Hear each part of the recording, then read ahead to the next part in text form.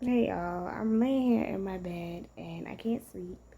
So I decided why not do my first episode of Art Flops and Flourishes. I'm trying to keep eye contact with y'all because I've noticed I don't make eye contact in my videos. I'm looking at you. um so yeah, I'm gonna start with a flop.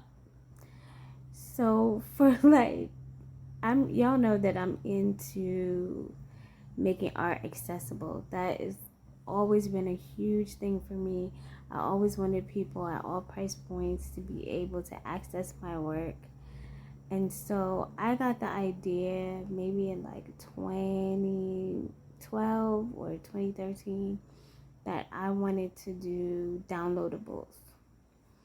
So I designed all these really cute posters and art prints that people could print at home for themselves. Like they came as downloadable files that you could print on your home printer. And listen, I had hired a task rabbit to do a demo video. I was promoting it on Etsy, on social media, Facebook mostly, and people were not biting. And I had a good friend of mine who is a curator tell me, girl, I would never do that. So but I thought it was such a good solution for people who for young people who are decorating apartments or dorm rooms on the cheap. But they said no. They were like, I would never do that. I think it devalues your work. I tried it. I tried it for like 2 years. I was committed, man. I just knew it was gonna hit. It never hit. God said no. The universe said hell no. The ancestors said, girl, what are you doing? But now we're like 10, 12 years later. I see people who have built whole businesses doing downloadables on Etsy. I want reparations. Because what the hell? Yeah. So yeah, the only thing I had that worked as a downloadable was a coloring book. And yeah, people were just happy to pay $1.99 for that, but everything else, nothing. So it's a wonder I still do art because all these years, it's a lot of separation and a lot of flops.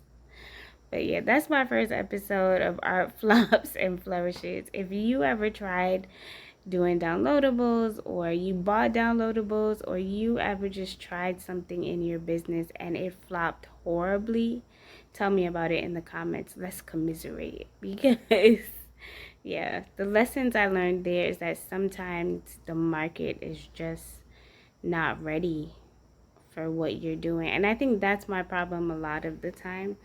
So I will start doing something, I won't get a response. I'll keep at it, because I do have a little bit of stick to itiveness in me.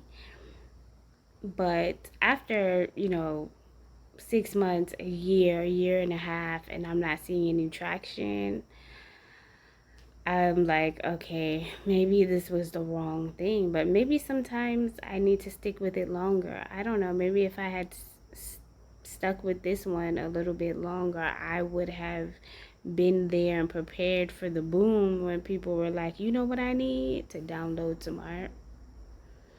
So the lesson there is to be absolutely sure that the thing that you're about to do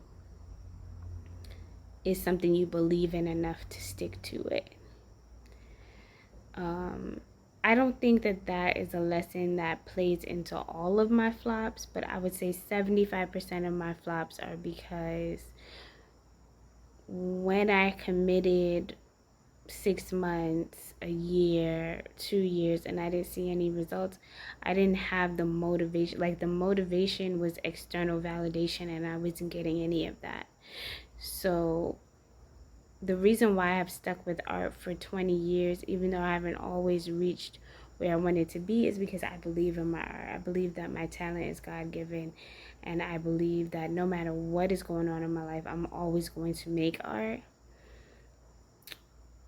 But I didn't believe that it had to be downloadable, and neither did y'all. So yeah, thanks. Thanks for watching this episode of Mel Did That Art Flops and Flourishes. That was our first flop, downloadable art.